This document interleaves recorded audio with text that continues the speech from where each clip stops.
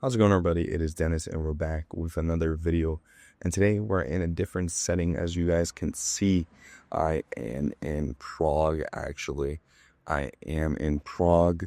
I'm traveling, and we're doing another travel video, or trying my best at least, as you can see. Nice little background right there. But we know that the market has been going down. If you guys haven't seen, I haven't been posting videos on Wednesday for these past 2 weeks, and that is because I've been traveling around Eastern Europe while the market has been going down. So it's not been a great time for trading while in Europe, especially with the market downturn.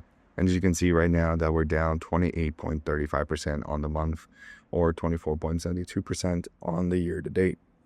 So the reason I am making this video is just to demonstrate why and how I'm trading during this market downturn. As we know, the S&P has been going down for decent bit. I'm pretty sure it's down around 5%, negative 5.02% year to date, negative 6.91% for the month. So the market is going in a downturn. We have lost a good amount of our value, of course, value. It is not actual cash loss. I didn't sell any of my positions, but in value, we do have loss. But how am I trading on these market downturns? Well, when it comes to YieldMax ETFs and the dividend side of the portfolio over here on the right side, we could see that we are continuing to buy into YieldMax. We're at 616 shares now from YieldMax. We continue to buy into QDTE. We're at 234 shares of QDTE. The dividends are still coming in. They are smaller than expected.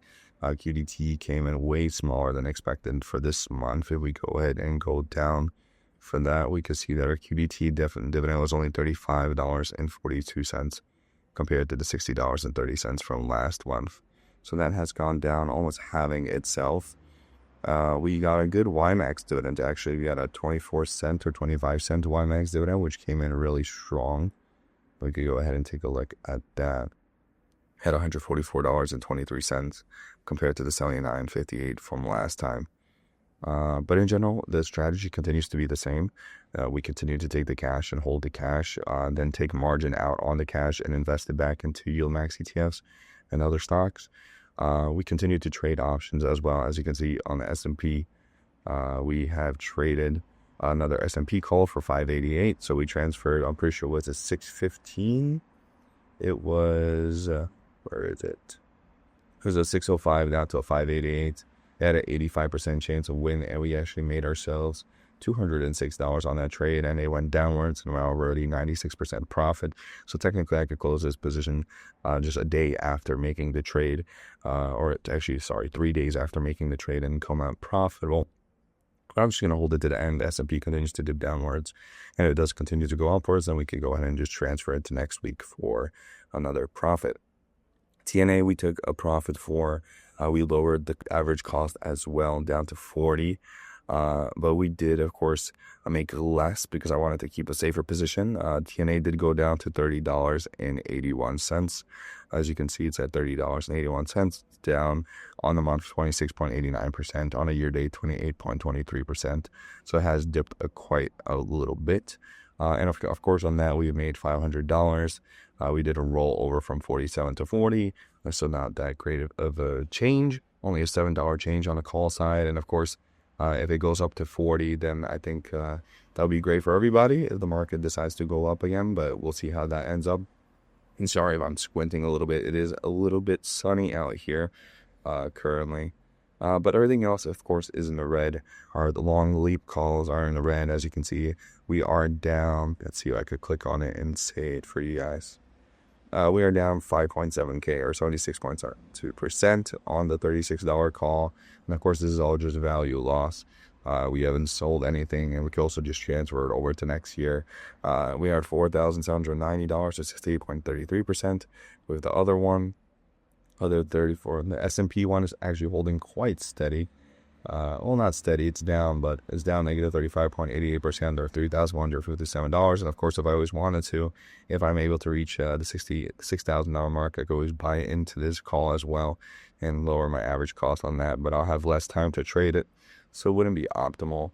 But all these stable ETFs, like the stable stocks and ETFs that play smaller dividends, are all positive for my account, which is great to see. AMZ is down, of course. GUI is down. YieldMax is down. Tesla is down very dramatically. It's down almost to under the $10 mark.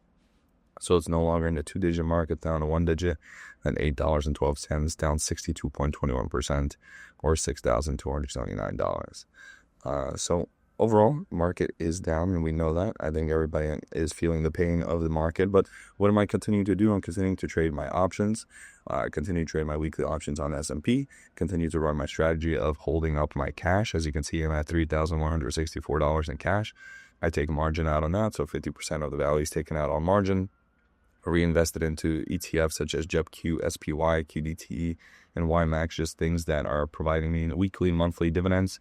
The weeklies, of course, QDT and YieldMax are great for times like this when the market has downturns and you're able to buy in on a weekly basis.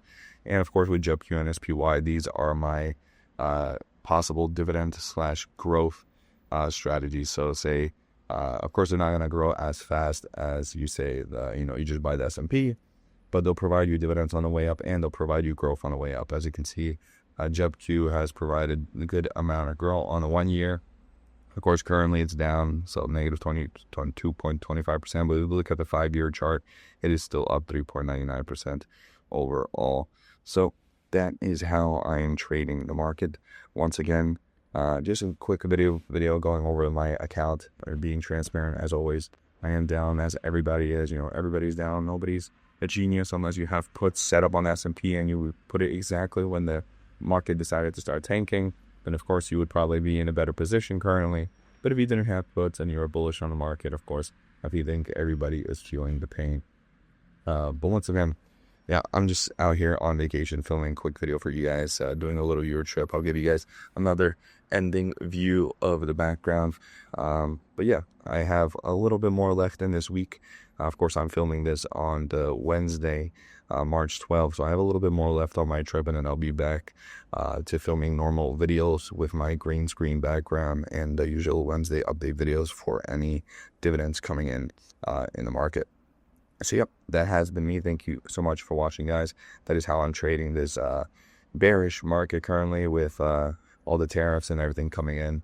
So we'll see how long this lasts. Hopefully we don't go into a full recession. Hopefully we don't dip into the 10% mark for the S&P, or even into the 20% mark, because that will be painful for the rest of the market, especially for single stock investors such as YieldMax ETFs.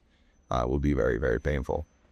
So thank you so much for watching. I'll see you guys next week for our usual normal videos when we are seated in our nice little office with the green screen. So see you.